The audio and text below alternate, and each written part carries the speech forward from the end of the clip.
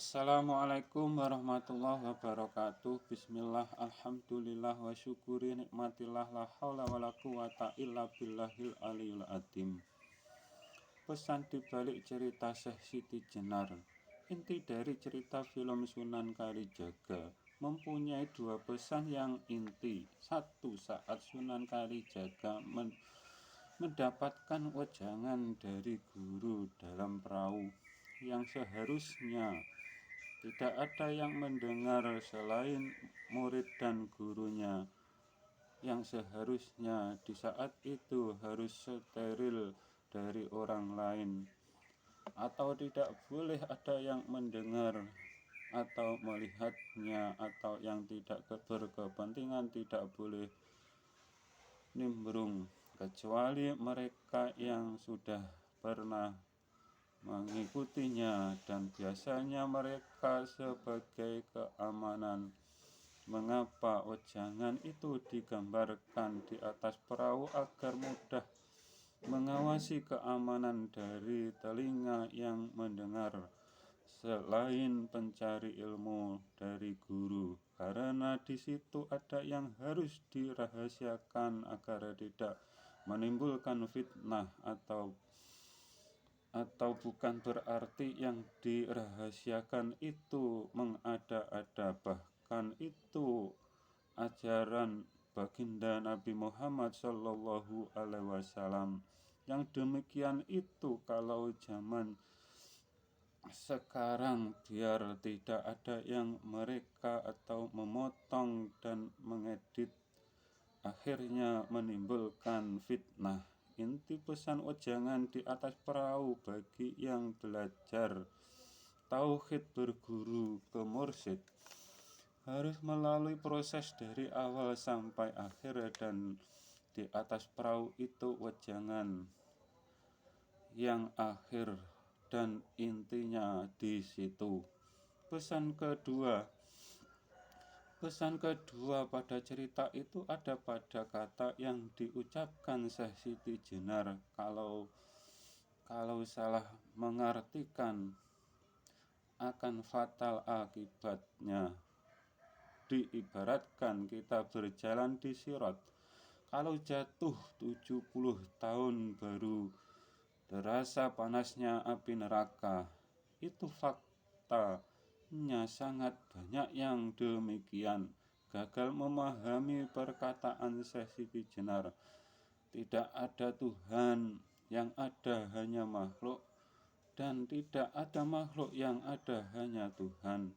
Kalau kata-kata seperti ini dipahami orang-orang yang tidak mengenal diri dengan benar, sangat berbahaya dan akan terperosok ke dalam api neraka. Karena yang tidak mengenal diri dengan benar mokal dapat mengenal zatnya Tuhannya, yang ada menuhankan makhluknya, bahkan menuhankan dirinya sendiri atau rohnya sendiri dikira Tuhan.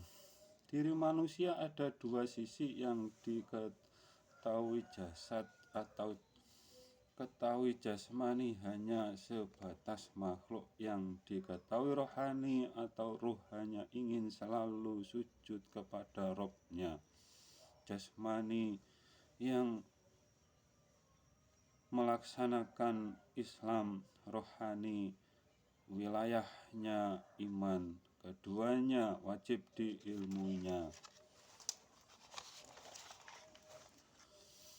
Tidak ada Tuhan, yang ada hanya makhluk, dan tidak ada makhluk, yang ada hanya Tuhan. Kedua kata ini tidak dapat dipisah karena kita masih hidup atau berjasad dan bernyawa.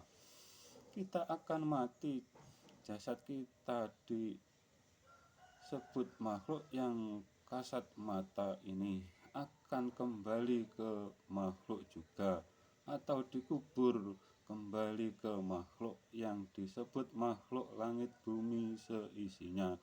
Sedangkan ruh kita akan kembali kepadanya, atau Tuhan pencipta semua alam yang ada. Ruh dengan Tuhan wajib berbeda, dan memang berbeda. yang kembali dengan yang dituju. Ada dua sisi berbeda.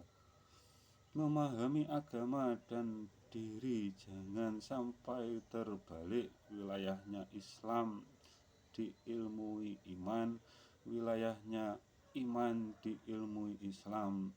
Juga jangan dijadikan satu kesatuan seperti kalian atau mereka Islam dan iman dipahami jadi satu hanya dalam pikiran. Kalau iman ditempatkan di pikiran, yang ada hanya kemusyrikan, karena yang dapat dipikirkan pasti zatnya makhluk. Begitu juga jangan pahami agama hanya di rohani, atau yang seharusnya dilakukan di jasmani, dan kalian tidak mau melaksanakan dan berdalih kalian lakukan di rohanimu. Biasanya yang demikian orang-orang yang merasa telah makrifat dan mengaku makrifatnya yang tertinggi. Pada kenyataannya hanya orang-orang yang tidak percaya dengan zatnya Allah Subhanahu wa Ta'ala. Dan ini fakta setelah kami bertahun-tahun mencari dan mempelajari dan tabayun, saling komen dan mereka saling komen dengan mereka. Islam dan iman wilayahnya berbeda. Islam wilayahnya jasmani, yang disebut jasmani jasad, pikiran, dan hati.